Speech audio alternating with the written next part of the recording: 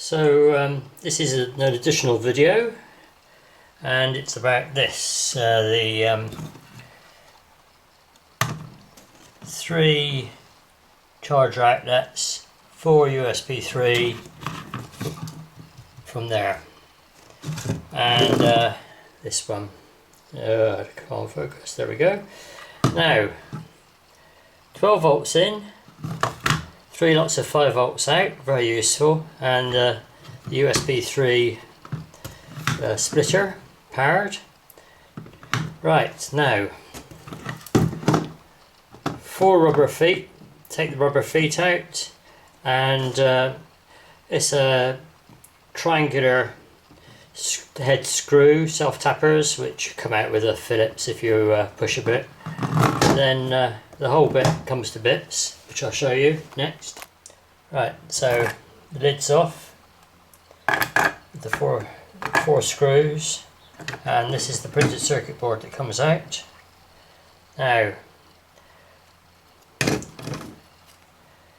thing about this printed circuit board is that it's got this switch which you need to put on and off, and it's an electronic switch, so it could be controlled from the Raspberry Pi, but I thought I'd just do a quick video of this just in case anyone wants to take it to bits or see what there is inside. And I'm not sure if you can see anything like the numbers of the ICs. Doesn't look like it. Oh well. But that is the only drawback or benefit, the fact that you can switch it all on and off with that switch there. It doesn't really allow for remote switching very easily, but I'm sure you can get around it. Anyway, that's that bit. So here's the device again, and this is going to be the basic setup. You need your Raspberry Pi with the SD card plugged in. You need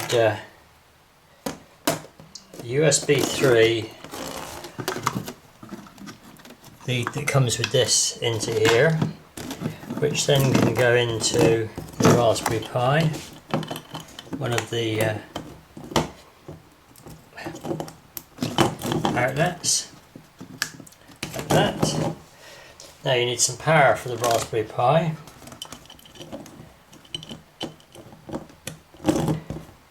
And that one comes from the charge outlet, which is the green one. Only one of those 3. Get it around the right way. Now you want to drive something, so the lime can go into one of those, and the lime transmit needs to be connected to the aerial or whatever you're going to power after this, and the video DVR to get video and audio in, composite or S-type. These come from the BATC. Ones you can get from other places tend not to work for some unknown reason, even though they look exactly the same. So that can go in there, and this can connect via the Wi-Fi and be controlled remotely from a Windows PC with Potty. Your video can go in here, or you can send video. You could do it on the LAN connection, or put the Pi camera in there. You don't need a screen really with the Portsdown software, and that's the basic transmit setup. Right, so we've dealt with the Raspberry Pi to the Lime Mini, and the output from this now goes to here, if you can see that. Now this is all for transmitting at 2.4 gigs for Oscar 100. Now this goes on to this type of Wi-Fi amplifier.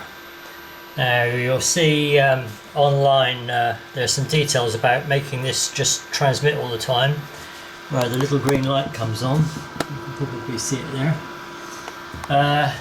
And you have to put a blob of solder between two legs on an IC inside it. It's relatively easy. And that goes on to this linear.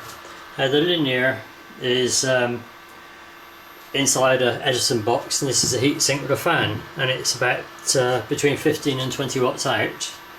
And then the output of the linear, I've got feeded into this, well, it's a Netgear Wi-Fi aerial 2.4 gigs, just as a load, just in case there's any transmit power through the chain. So basically that is the whole of my Oscar 100 transmit chain, apart from the dish, which obviously would take, this would be the Potty and the dish, which I can show you. That's the power supply I use. 12 volts, it's all 12 volts, 12 volts linear, 12 volt Wi-Fi amp, and this is a 12 volt 1 to 3 gigs, 1 meg to 3 gigs, 20 dBs gain. You need the gain of this and that to drive this particular amplifier. It's all basically simple stuff you can get from off eBay or whatever, and that's it. That's the whole transmit chain. I'll show you where the bit where this aerial here. I'll show you the dish where which replaces that for actual transmission. Right, now, okay, so if you want to use this setup for 437 megs, what I have done before is used one of these filters and one of these amplifiers. Right, these amplifiers, guess what, they come from China. That's what it says. Now, I don't think this will drive it. I think yet again the little preamplifier or driver amplifier would need to go in line here as well to get full output power. But and then the 437 aerial would go on here, and it's 12 volts again. And inside the amplifier there's this well-known amplifier block, and it's got a fan which is thermostatically controlled, and from here, and I've just modified it slightly here so that it transmits all the time, because it's it would be a two-way thing, a receive transmit thing otherwise. So just like the 2.4 gig one, you have to do a slight modification. Anyone interested, I can show that, but it's pretty obvious, I think, from if you look in any of the literature how you can do it, but I can put the details on how I've done it somewhere. Anyway, that's 437 megs, probably without enough drive, but yet again that little preamp, 1 to meg, was it 1 meg to 3 gigs, stick it in here, it'll probably bring the level up enough. Right, that's that done. Right, these. Now, if you SMA connectors, if you're into 5.6 gigs using the drone type amplifiers, that's the type of thing, and oh no, that's That's a 2.4 gig one. That's not too, I didn't find that one too useful. So there's a power amplifier for 5.6 gigs. Now the thing about these is you have to be careful about the SMA connectors. That one's got a pin. That one hasn't got a pin. That's a that one hasn't got a pin. But with these standard connectors, that's got a pin, so it'll go into there. No, it won't, because that's got a pin. And it won't go in there, that's got a pin. So you need adapters. That's an adapter. Now what I found is that amongst all this lot, now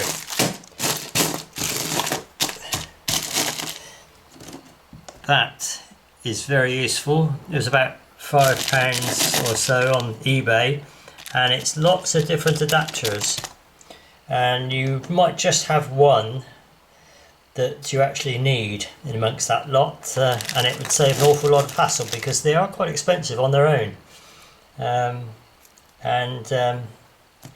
You can get all sorts with barrels. They get about 20 of them. See, that's a pin and no pin. Or is it? Oh, I can't see. I should. No, that's got a pin. And that's got a pin. It's very boring when someone's talking and they haven't got their glasses on properly. Pin, no pin. There you are. No pin, pin. No pin, no pin. So all types of different things. So when you start working with 5.6 and connecting it up to your other equipment, you find that you end up with N types. We're going to SMEs with pins, and I can't get the end off now. There we go. That's another type of adapter, N type to one that needs the standard type of cable. So if you end up with one of these, you can't connect it to one of those, as you see. So you need an adapter plus a cable. You might even have cables with your adapter, so you've got to be a bit careful.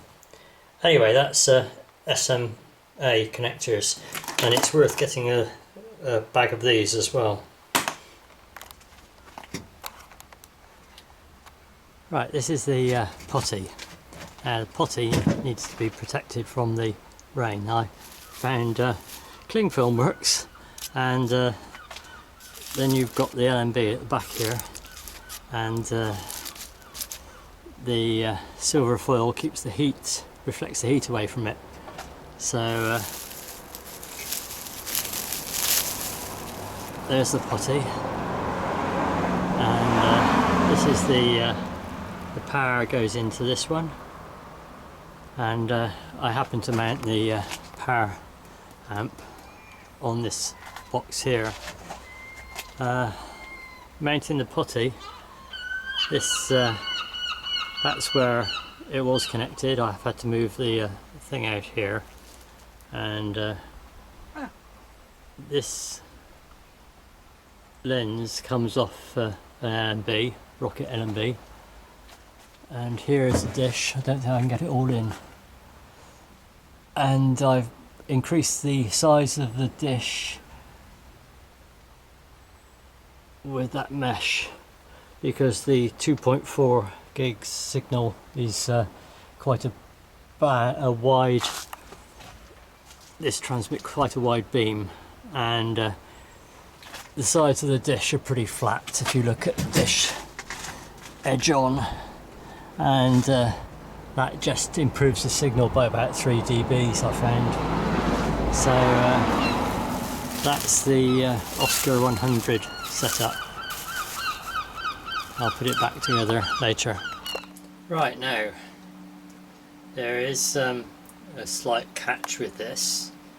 you are busy, you transmit and not transmit. And now if you happen to close this, now will it come up again? So where are we? Yep, Potty. It happens to be this one here, up here. Sign in. Hey, come on, focus. Too much sun. Pi and password.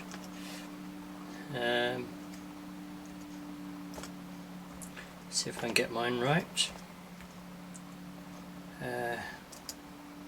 Oh yes, there we go. Now, this time it comes up like this. There's an easy way out of this. That's Control C.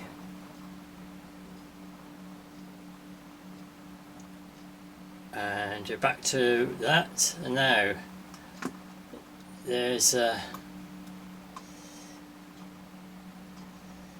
shortcut, Portsdown menu reset, which is just a bat file with that in it. Or you can type that in. What I do is, it's in Notepad, sorry, it's not a bat file at all, it's just something you type in. So you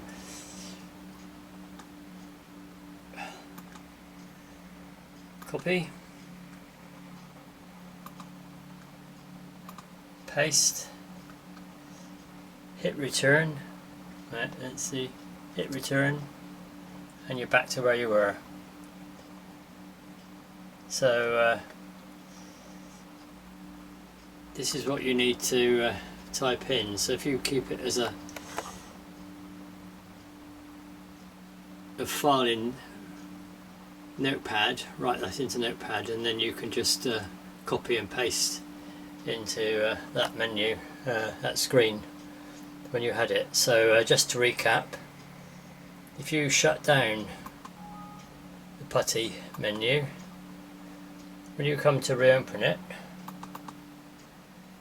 you go to here, you find what you save, the host name or IP address. Mine happens to be saved as that. You log in.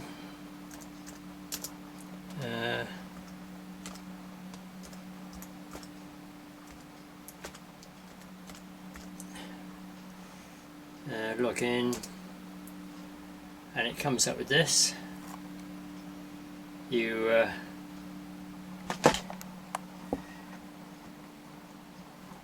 Control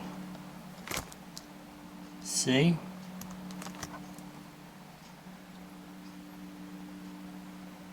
goes back to this.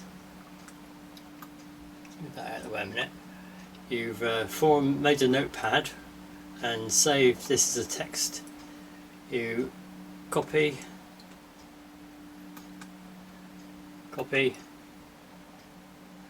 paste into here, hit return, and you're back.